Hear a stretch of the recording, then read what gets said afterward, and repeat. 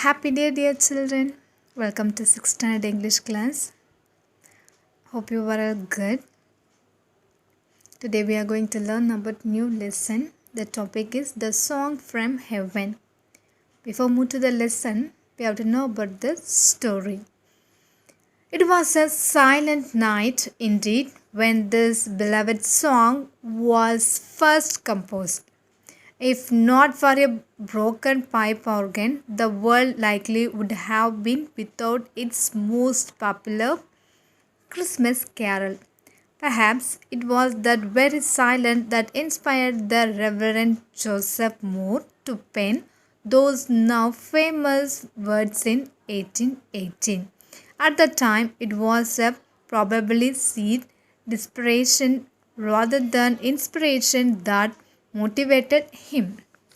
As Father Moore prepared for Christmas Eve Mass in his church in the small Australian village of Arbroath, someone discovered that the church's ancient organ was out of commission. With only a few days to go and the nearest repairman several days' journey away, it appears as the mass would have to commence without musical accompaniment. Feeling the want in his effort to plan a memorable Christmas, Father Moore set about to manifest another plan. This was in the midst of all of his regular parish duty, including the blessing of the newborn infant. On this particular call, Father Moore was suddenly struck by the words to what is now known as Silent Night in his native tongue.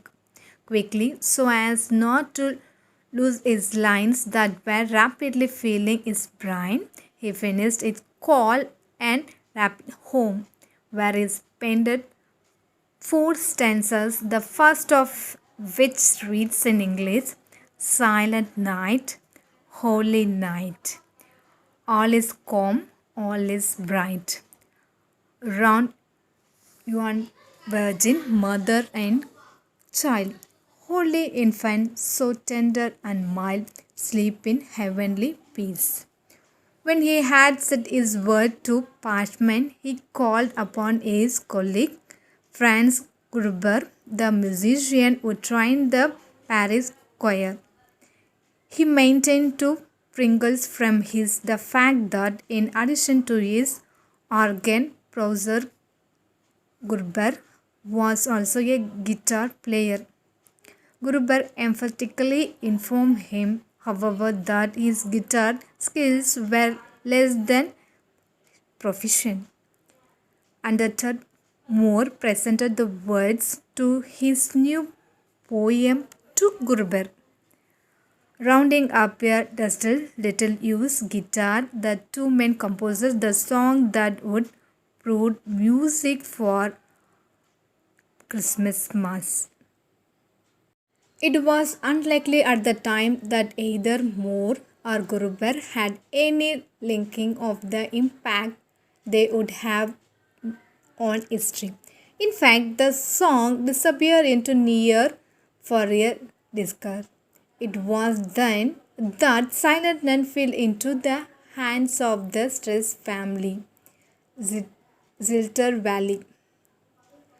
The four young, musically trained Stressers children spent many an hour drumming up business for their parents' glove making business by singing in front of the shop, in the manner not unlike a modern talent against discovering some secret talent in the unlike list of plays. Silent Night was introduced to the Stressers, rearranged from two parts of four-part harmony. The Stresser children were catapulted to instant reunion with their ending. Valley Resistant renamed it the Song from Heaven since the children sounded so much like a chorus of angels when they performed it. They sang so beautifully, in fact, the children were invited to perform it before kings and queens. It may have been a king who played Silent Night.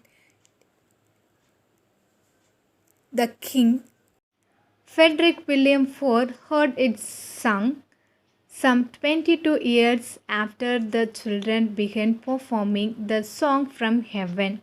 Afterward, he declared that it should be given first place in all future Christmas concerns. Within the domain of his rule, whether it really was or not is certain. It was certain is that Silent Night preached King Frederick's bound to become loved the world over. Now we move to the lesson, the song from heaven. In the small village in Russia, a priest was inspired to write a simple Christmas poem. The poem became a song, and the song became a carol and eventually spread all over the world. Read about how a few lines spent with devoting brought joy to millions of people and became the most famous Christmas song in the world. Father Joseph Moore sat in his study preparing for the special Christmas service. The year was 1818, and on this Christmas Eve, the air was particularly festive. Father Moore opened his Bible to prepare his sermon and read about that special night when an extraordinary baby was born to ordinary parents in a little manger. Just as he had finished reading the story, he heard a knock. A peasant woman stood at the door. "What can I do for you?" Father Moore asked. "It's not for me, Father," said the woman, "but for a baby born a while ago to some peasant. The parents are keen that you see the child and bless it, Father. I have come to take you there." Father Moore was taken by surprise. Suddenly, it could not be a coincidence that he received news for this baby just when he was reading about the birth of Christ. "Of course," Father Moore said to the woman. When Father Moore reached the peasant hut, he saw the young mother cradling his infant lovingly. "What a blessed day this is, Father," said the mother, smiling down happily at her baby.